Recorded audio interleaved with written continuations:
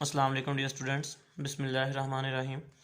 इस लेक्चर में मैं आपको सिखाऊंगा एक्सरसाइज 1.1 उसका क्वेश्चन 3 और part 2। Express the area A of a circle as a function of its circumference C. आपकी दफ़ा हमने एरिया को सर्कमफेरेंस का फंक्शन शो करवाना है। इसका मतलब है इक्वेशन में एरिया को लेफ्ट पे शो करवाना है और सर्कमफेरेंस सी को राइट पे शो करवाना है। यानी एरिया लेफ्ट में शो होना चाहिए और वो उधर जैसे भी किसी नंबरों के साथ आ जाए सी जो है वो राइट पे शो होना चाहिए। तो हम कह देंगे कि area is a function of circumference of a circle. अब सर्कल की बात हुई है तो सर्कल की बात में मेन वही बात है कि आपको सर्कल के लिए एरिया का फार्मूला आना चाहिए, आपको सर्कल के लिए सर्कमफेरेंस सी का फार्मूला आना चाहिए। तो अगर एक सर्कल में, ये मैंने एक सर्कल भी बना दिया है, अगर एक सर्कल में हमें रेडियस का पता हो तो हम एरिया भी फाइंड कर सकते हैं और हम सर्कमफेरेंस सी भी फाइंड कर सकते हैं। तो हम रेडियस इसका खुद से लेट कर लेते हैं कि इसका रेडियस जो है वो स्मॉल आर है। Solution, let radius of circle is small r. तो ये मैंने स्मॉल आर ये पहले से नहीं लिखा हुआ, ये मैंने लेट करने से पहले लिख लिया था। तो ये लेट करके लिखना है आपने। पहले सर्कल बनाना है, फिर सेंटर पॉइंट बनाना है और सेंटर पॉइंट से सर्कल के किसी भी एक पॉइंट तक एक लाइन बनानी है। तो सर्कल के सेंटर से लेकर सर्कल के किसी एक पॉइंट तक जो फासला होता है वो रेडियस होता है। तो वो हमने कह लिया let radius of circle is r. ये जो इसका रेडियस है वो आर है। अब एरिया का फार्मूला भी आपने जुबानी लिखना है और सर्कमफेरेंस सी का फार्मूला भी आपने जुबानी लिखना है। As area of the circle is, याद रखना है हमेशा जो सर्कल के एरिया का फार्मूला होता है वो क्या होता है, capital A is equal to pi r square. ये सर्कल के एरिया का फार्मूला, ये आपने जुबानी याद रखना है। ये लिख के इसको इक्वेशन नंबर 1 का नाम दे देते हैं। एरिया का फार्मूला हमने लिख लिया। उसके बाद दूसरा फार्मूला हमें कौन सा चाहिए, सर्कमफेरेंस सी का। तो यहां पे लिख लेते हैं एंड सर्कमफेरेंस।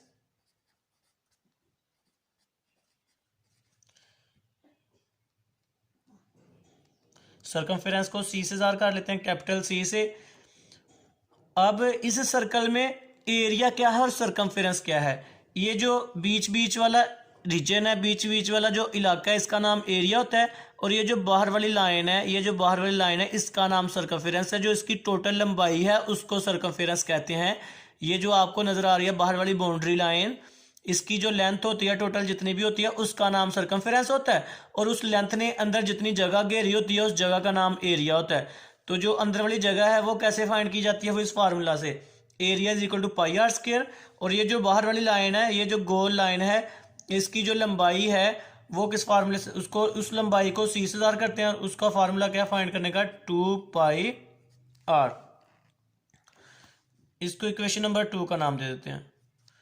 मैंने आपको दोनों के बारे में बता दिया कि एरिया सर्कल में किस चीज़ को कहते हैं, सर्कमफेरेंस किस सर्कल में किस चीज़ को कहते हैं, और दोनों के फार्मूले भी बता दिए कि आर की मदद से एरिया का फार्मूला ये बनेगा और आर की मदद से सर्कमफेरेंस का फार्मूला ये बनेगा। पाई तो एक कांस्टेंट नंबर है, पाई एक कांस्टेंट नंबर है।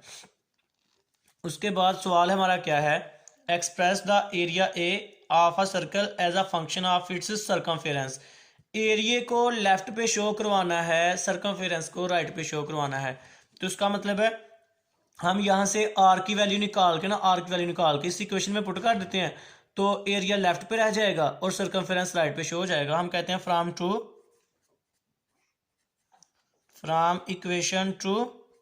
इक्वेशन टू से सी इज इक्वल टू 2 पाई आ रहा है ना, इक्वेशन 2 पाई इधर मल्टीप्लाई और इधर आएगा तो डिवाइड हो जाएगा, सी ओवर 2 पाई।